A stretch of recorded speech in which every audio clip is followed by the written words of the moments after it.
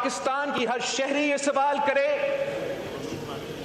कि ऐसा वजीर आज तक कैबिनेट में मौजूद क्यों है जो ये अल्फाज कह सके और फिर पीछा नहीं हटते कि रावलाकोट के कश्मीरी कश्मीरी नहीं है। ये कैसे मुमकिन है कि हम ये बर्दाश्त करें कि ऐसे अल्फाजात किसी सीनियर सियासतदान अपनी जगह, कोई वजीरे इस मुल्क का वजीरे दिफा ऐसे बात करे। हम कैसे इस बात का जस्टिफिकेशन दें? मैं कैसे इस बात का जस्टिफिकेशन दूं कि वो वजीर आज तक वजीर है, माफी मांगने के लिए तैयार नहीं? तो अगर माफी मांगने के लिए तैयार नहीं तो हम कौन सा जस्टिफिकेशन दें कि हम इस वजीर के साथ बैठे हैं? वज़ीर आज़म को अपनी काबीना को कंट्रोल करना होगा। चंद वफाकी वज़रा वज़ीर आज़म की मदद की बजाय उनके लिए मुश्किलात पैदा करते हैं। वज़रा का मकसद समझ से बालातर है। वफाकी वज़ीर के बयान ने कश्मीर में लगी आग में तेल डाला। एक वज़ीर ने कैसे कहा कि रावला वाले कश्मीरी नहीं? Chairman peoples party Bilawal Bhutto का कौमी असम्बली इजलास में इज़हार ख्याल। MQM को वफाकी हुकूमत से निकलने का मशवरा भी दे डाला। बोले आइनी तरमीम कराची के मेंबरान के लिए लॉलीपॉप है। ये वक्त आपस के सियासी इख्तलाफ पर ध्यान देने का नहीं। MQM के मुतालबात नहीं माने जाते तो हुकूमत से निकल जाए। हमने जाके उनके साथ जो है वो वहाँ पे मुज़फ़्फ़राबाद में उनके साथ मुज़ाकरात किए और उनके तमाम मुतालबात जो कि आज़ाद कश्मीर की तामीर व तरक्की से मुतल्लक़ थे, जो मुतालबात वहाँ पे जो अवामी मुतालबात हैं पब्लिक वेलफेयर के थे, उन सब के ऊपर बैठ के उनके साथ एक एक मुतालबे के ऊपर बात की। लेकिन मियाँ शहबाज शरीफ ने उसी वक्त जो है वो उनके इस मुतालबे को जो है वो मंजूर किया। एहतजाजी कॉल का मकसद आज़ाद कश्मीर इंतखाबात को रुकवाना है। क्या धरने और जत्थों से इलेक्शन रुकवाना मुमकिन है? कलअदम एक्शन कमेटी ने गुज़िश्ता साल भी तशद्दुद का रास्ता अपनाया। 38 मुतालबात में से कोई मुतालबा ऐसा नहीं जिस पर काम नहीं हुआ। वज़ीर आज़म के मुशीर बराए सियासी उमूर राना सनाउल्लाह का कौमी असम्बली इजलास में इज़हार ख्याल। बोले मुजाहिरीन रावला कोर्ट में धरना दिए बैठे हैं, बाकी कहीं कोई एहतजाज नहीं। कलअदम एक्शन कमेटी का मुतालबा है कि असम्बली में महाजरीन की 12 सीटें ख़त्म कर दी जाएँ। सीटों से मुतालिक मुतालबे पर अमल दरामद का इख्तियार आज़ाद कश्मीर कानून साज असम्बली का है। कश्मीर पाकिस्तान की शहरग है। मेरे मौलाना साहब से जिस तरह मैंने कहा कि इंतहाई एहतराम का रिश्ता है और मैं इनके यहाँ अक्सर इनकी कदम बोसी के लिए जाता हूँ, तो तखलिए में बातें जो मेरी और मौलाना साहब से हुई हैं वो क़यामत तक वो कब्र में मेरे साथ जाएंगी, मैं कभी बात नहीं। वज़ीर आज़म शहबाज शरीफ की कौमी असम्बली आमद अपोजिशन अरकान से मुसाफहा किया। मौलाना फजलुर रहमान से गले भी मिले। इजलास में इज़हार ख्याल करते हुए वज़ीर आज़म ने कहा मौलाना फजलुर रहमान के साथ एहतराम का रिश्ता है, अच्छे ताल्लुकात हैं, हमेशा शफ़क़त फरमाते हैं। मौलाना फजलुर रहमान से जो भी तन्हाई में बातें हुई वो राज हैं। मौलाना फजलुर रहमान ने कहा अवामी एक्शन कमेटी ने मुझे ख़त लिखा, उनसे बातचीत होनी चाहिए। हुकूमत को वो ख़त भिजवाया है जिससे अब तक जवाब नहीं मिला। प्राइम मिनिस्टर साहब ने जिस मोहब्बत का इजहार किया है, मैं इस मोहब्बत को वेलकम कहता हूं और उन्होंने मुझसे अगर कोई तन्हाई में वैसी बात की है, मैं उनको इजाज़त देता हूं वो ऐवान के सामने खुल कर रहा जी ऑनरेबल प्राइम मिनिस्टर, मैं मौलाना साहब की ये जो फराग दिली की बुनियाद पर ऑफ़र है, मैं इसको इसलिए कबूल नहीं करूँगा कि फिर मामलात इतने दूर चले जाएंगे कि वापस नहीं आएंगे। ये किस जमहूरियत की बात करते हैं? महमूद खान अचकज़ई मेरा भाई है, वो अजीबो गरीब लगते हैं इनके दरमियान बैठे हुए। आए माजी को वो भी करेक्ट करें, हम भी अपने माजी को करेक्ट करने, हमसे भी गलतियाँ हुई हैं। चार्टर ऑफ डेमोक्रेसी को जो है वो साइन करें। हमारा माजी भी को काबिल रश ना रहा होगा, लेकिन हमने फिर भी कोशिश की, हम दो पार्टियों ने, कि हमने एक डॉक्यूमेंट साइन किया, अपने माजी से सबक लिया, लर्न किया और उसके ऊपर अमल भी हुआ। हुकूमत और अपोजिशन में इज्जत और एहतराम का रिश्ता बरकरार रहना चाहिए। ऐवान का तक़द्दुस यकीनी बनाना हर रुकन की जिम्मेदारी है। आएँ अपने माजी को दुरुस्त करके ऐवान का तक़द्दुस बहाल करें। محمود خان اچکزئی تحریک انصاف والوں کے درمیان بیٹھے عجیب و غریب لگتے ہیں۔ وزیر دفاع خواجہ آصف کا قومی اسمبلی میں اظہار خیال، کہا پی ٹی آئی کے دور حکومت میں ایوان میں کیا کیا نہیں ہوا۔ مراد سعید ان میزوں کے اوپر دوڑتے تھے۔ 1990 کی دہائی کی سیاست سب کے سامنے ہے۔ اگر کراچی کی طرف توجہ نہ دی گئی تو کراچی ایکشن کمیٹی بھی بنے گی۔ ڈاکٹر فاروق ستار کا رد عمل، قومی اسمبلی اجلاس میں اظہار خیال کرتے ہوئے بولے، ہم 100% اپوزیشن کو غلط کہہ سکتے ہیں، نہ 100% خود کو درست۔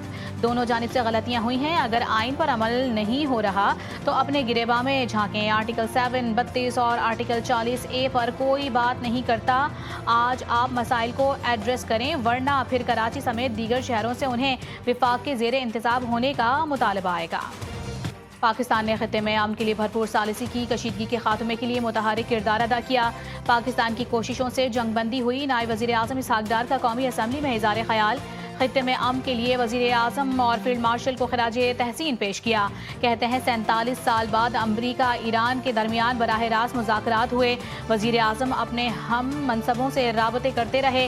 کوشش تھی اسلام آباد مذاکرات میں ہی معاملات طے پا جائیں، لیکن فریقین کو اپنی قیادت کو اعتماد میں لینا تھا۔ امریکی سینٹ نے ایران کے خلاف فوجی کارروائی روکنے کی قرارداد منظور کر لی۔ 48 کے مقابلے میں 50 اراکین کا کارروائی روکنے کے حق میں ووٹ۔ سینیٹر چک شومر کی صدر ٹرمپ پر کڑی تنقید، بولے ایران جنگ سے امریکی عوام کو بھاری قیمت چکانے کے سوا کچھ نہیں ملا۔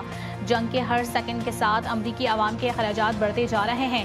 امریکی صدر قرارداد منظوری پر برہم، ووٹنگ کو بے معنی قرار دے دیا۔ کہتے ہیں سینٹ نے مجھے روک کر دشمن کی مدد اور حوصلہ افزائی کی ہے۔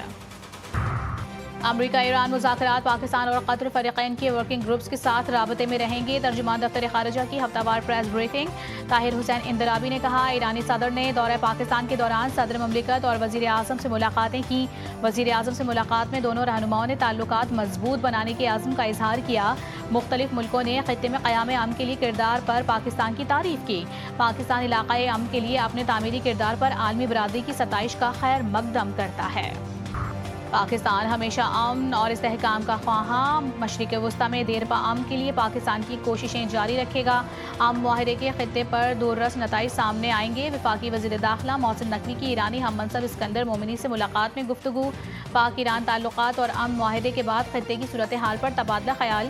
دونوں وزرائے داخلہ کا کشیدگی کم ہونے پر اطمینان کا اظہار۔ سیکیورٹی، انسداد دہشت گردی اور سائبر سیکیورٹی تعاون بڑھانے پر اتفاق۔ ایران کا عالمی ایٹمی توانائی ایجنسی کو حملوں سے متاثرہ جوہری پلانٹس کا معائنہ کروانے سے انکار۔ ترجمان ایرانی وزارت خارجہ اسماعیل بقائی نے اپنے بیان میں کہا کہ ایران IAEA کو امریکی اور اسرائیلی حملوں سے متاثرہ فردو، نتنز اور اصفہان کے ایٹمی تنصیبات کے معائنے کی اجازت نہیں دے گا۔